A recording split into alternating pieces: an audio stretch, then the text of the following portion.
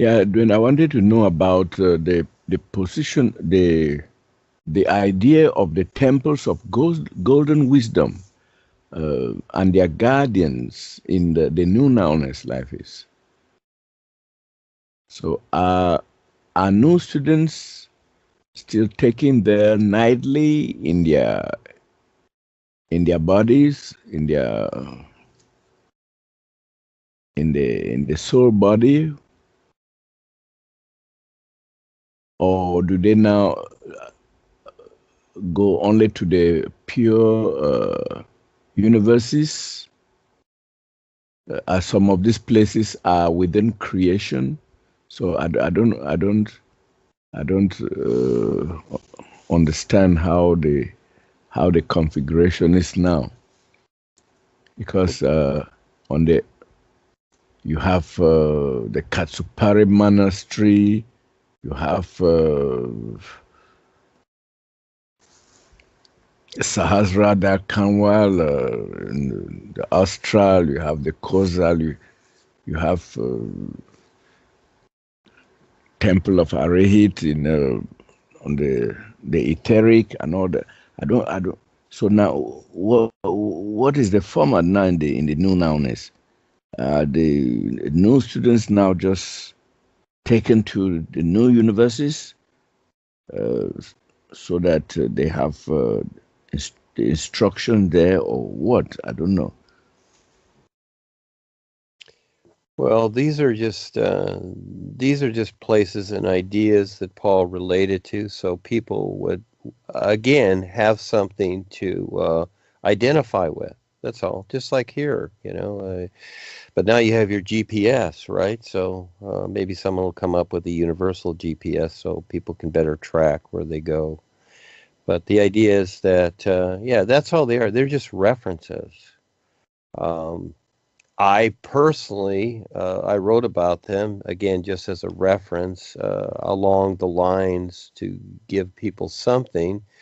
But really, when it came to the real universes, I really didn't define them like Paul did, and really, his definition really is, but it isn't it, because it's anything and everything. So um, I personally don't refer to any of these things. I don't mention them, etc., because I just don't. These are like places, and this is how people think from this one-dimensional consciousness here they've created.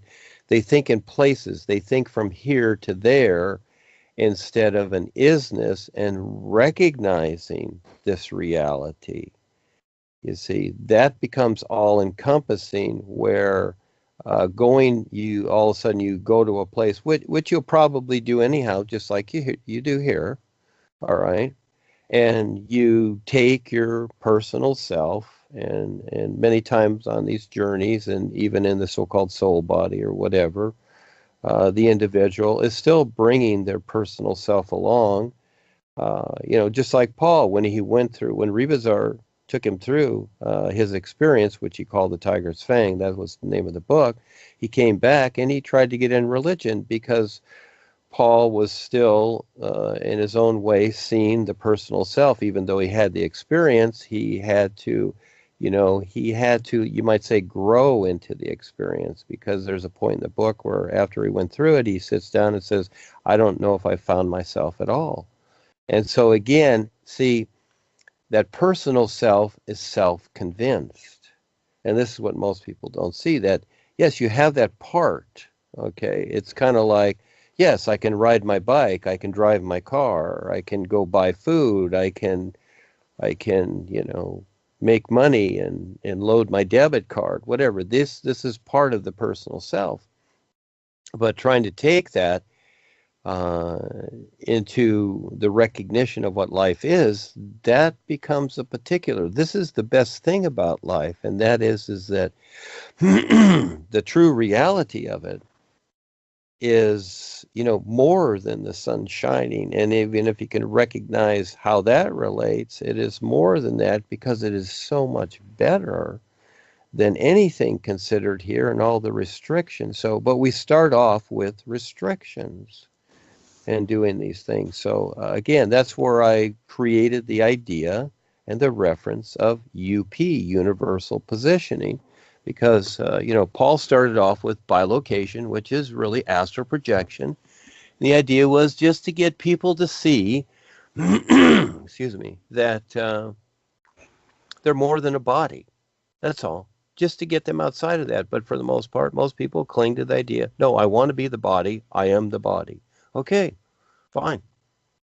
So you'll keep, creating new bodies to be the body is what you'll do.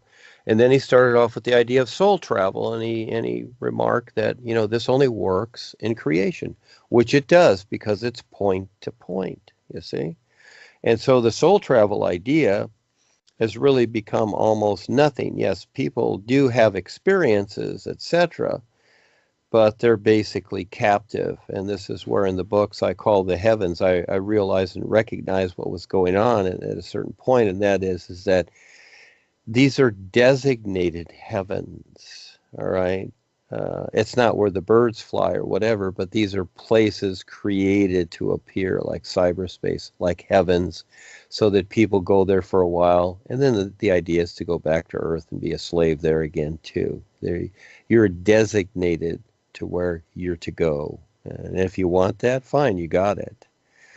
But UP is unlimited. It's universal positioning. In other words, you decide your position and you learn to recognize it. And that everything that I refer to, everything that I write about refers to the isness. And again, when Paul laid out what he did, he was the babysitter at the time. Those were the first steps. Think of it like kindergarten in a way, to where, okay, we're going to color today and we're going to stack blocks is what we're going to do. And those blocks are the ideas, that we're going to relate to, so that, you can identify with something. These were things created so that people could identify and take the next step from what they had been through, etc. But the reality of what Paul was sharing was the real guidance and the real side experiences. But then again, it is the recognition of this reality. So, taking people, just giving them the experiences of something else and watching their dreams, etc. And then eventually, right before Paul left, he wrote The Secret Knowledge of Dreams. And then I took that, I got the original manuscript, and he had only written 7 chapters because then he left. I took that and I started to create classes in colleges. I took it immediately. It was great. And he really defined things. And that book is not easy to understand. That's about the toughest one there is to really articulate. And even then, there's so much more to it. So that's where I took off of that. So again, what is related to with your question, etc. These are simply places. They do exist, like New York City, like Los Angeles, but I continually refer to the isness because that is everything more than a place. But again, each person decides. Each person is going to decide, etc. I see the reality of life as standing real with the real guides and the true silent ones, and the all is. And that is everything. That's what I see. This is what this is all about, the new presentation, and bringing through people up accordingly. And those people that want to stand in that reality, that's the universal position that I'm applying, because that takes care of everything. Okay? And yes, you need to let others and relationships, etc. You need to let them have their free will and their life, and stop considering all the emotional attachments that you have to them, that you try to control or manipulate them, or this is my son, I want the best for him, and all these little ideas that are cute, to where, yes, you do the best you can. I had a daughter, I raised her to a certain point, 18, and then she's on her own. And then I'm on my journey too. And so again, that is an experience that I had for that time. Now I'm doing this because it makes more sense.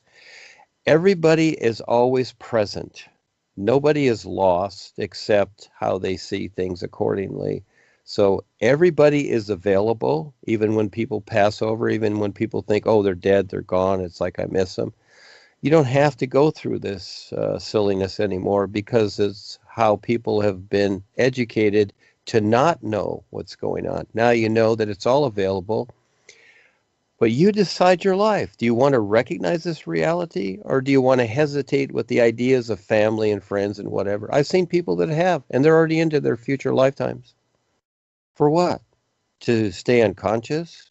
When everything is available, all of us are beings of light. It's being to being. That's the reality of life. Like the sun shining and the stars in the sky. Are they family and friends? Do they have kids and relatives and whatever? All this stuff is made up here. It's all made up stuff. And so if you want to be emotionally attached to it, have fun. And it's just like the places in life, etc. These are ideas until we can better understand that we don't need them.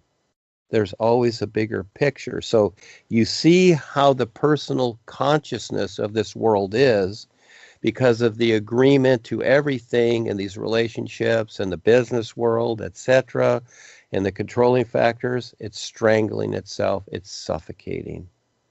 And it's created its own demise of agreement. And these people that want to step up to this, they're so afraid. Well, they're still agreeing with the demise and they don't even see it. So it's because of how they've been educated with these old systems.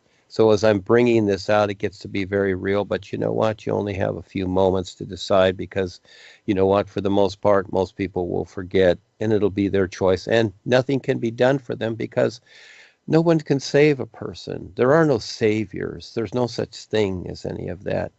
Just like the sun shining. Look at the sun shining. It's everything. And it's a great example of what is everything. But you got to decide that, okay, this is what I want to be.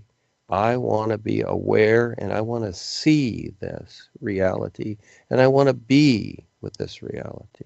That's a big decision from the personal self. Yeah, that's very scary because you do have the personal self to deal with because you created it. Yeah. Thank you, Charles. That was fun as always. Thank you for showing up. And you brought a lot of people with you, Charles, here. They want to hear what you have to say, and all of us. So it's great, a little at a time. And as we learn to share and step up to this world, again, we become more aware, and you start to see this reality everywhere. So everything's fine. We just learn to be being to being with everybody, and you know, we just get through all this drama and all this silly stuff and this misunderstanding, and everything's fine, and it just gets better. It's very simple. So again, thank you, and we'll see you next time. Thank you, Charles. Thank you too.